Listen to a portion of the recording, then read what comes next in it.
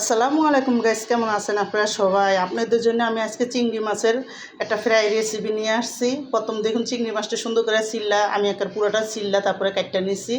তো কাটতে এখানে দেখুন আমি অল্প করে ধনিয়ার গুঁড়া, অল্প একটু মরিচের গুঁড়া, অল্প করে একটু আদা রসুন, তারপরে একটু স্বাদ মতো লবণ দিমু, আর অল্প গোলমরিচের ফাঁকি দিমু। দিয়ে কিন্তু একটু আদা রসুন দিয়া স্বাদ মতো লবণটা দিয়ে তারপরে কিন্তু আমি একটা লেবু চিপড়াইয়া দিয়ে দিমু এখানে। তো দেখুন লেবুটা সুন্দর করে চিপড়াইয়া দিয়ে দিছি। আর লেবুটা দিয়ে এখন ভালো করে হাত দিয়ে এটারে মাইখা তারপরে কিন্তু ম্যারিনেট করে রেখে দিব এক জায়গায়। আমি আধা ঘন্টার মতন, আধা ঘন্টা রেখে দিলেই হইব। তো আমি দেখুন এদিকে সুন্দর করে কিন্তু সিলার নিছি, আমি চিলকাটা ফালাইয়া নিছি। তো ফালাইয়া তারপরে কাটছি। আর এদিকে দেখুন আমি ময়দা নিছি, এখানে গোলমরিচের ফাঁকি দিয়ে দিলাম, 1 চামচ লাল মরিচের ফাঁকি দিয়ে দিলাম, অল্প করে ধনিয়ার গুঁড়া, অল্প করে জিরার ফাঁকি। তো সব কিছু দিয়ে তারপর একটু লবণ দিয়ে আমি কিন্তু এই আটাটারও মাইকা ধুয়ে দেবো। আটাটা মাইখা এদিকে আমি একটা ডিম ভেঙ্গা নিছি। ডিমটাও সুন্দর করে একটু মরিচ আর অল্প করে কালো গোলমরিচ আর অল্প করে লবণ দিয়ে করছি। এবার আমি ওই আটার ভিতরে সুন্দর করে চিংড়ি মাছটা চুবাইয়া ভালো করে আটাটা মিলাইয়া তারপরে কিন্তু আমি দেখুন এদিকে ডিমের ভিতরে চুবাইয়া তারপরে কিন্তু বেড গ্রামের ভিতরে দিয়ে দেবো। তো আমি সবটি এখানে চিংড়ি মাছ একসাথে আটার ভিতরে করে সবটি ডিমের ভিতরে দিয়ে আটাটা সরাই দিছি।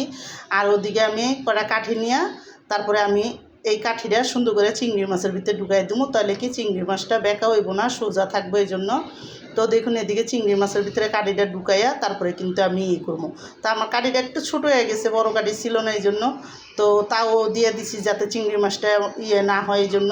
তা আমার এই চিংড়ি মাছের ফ্রাই রেসিপিটা যাদের পছন্দ তারা লাইক সাবস্ক্রাইব দিন প্লিজ, আমার ভিডিওটা বেশি বেশি শেয়ার করে দিন আর সাবস্ক্রাইব করে দিন।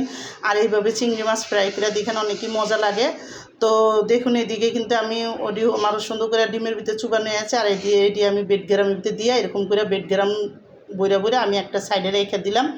তো যখন আমি ফ্রাইয়ের ভিতরে তেলের ভিতরে দিব তখন আমি একটু জাকায় দিব। তো দেখুন এদিকে বেড গ্রামের ভিতরে সবটি চিংড়ি মাছ আমার কিন্তু এদিকে করা হয়ে যেতেছে। আর এখানে যখন এটা চিংড়ি মাছটা করা হয়ে যাব ওদিকে আমি ফ্রাইয়ের মধ্যে দেখুন তেল দিছি আর ডিজে ঝাঁকায়া নিছি। আর ঝাঁকায়া তেলটা কিন্তু গরম করে তারপরে চুলার আঁচটা কমায়া আমি কিন্তু এই মাছটা ভাজা নেবো, কারণ এই মাছটা কাঁচা, এটা যাতে আস্তে আস্তে ভাজা হয় তাহলে কিন্তু ভিতরে সুন্দর করে হইব। তারপরে আমি সুন্দর মতন মশমশা লাল লাল করে ভাজা নেব। তো দেখুন এদিকে যখন একটা ফিস সুন্দর করে লাল হয়ে গেছে তারপরে কিন্তু আমি উল্টাইয়া দেবো। আর উল্টায় সবটি আমি উল্টাইয়া দিছি। তো দিয়ে কিন্তু তারপরে আমি মাছটি ভাজা নেব। তো দেখুন আমি একটু বেশি লাল করছি যাতে সুন্দর মতন মশমশা হয় এই জন্য।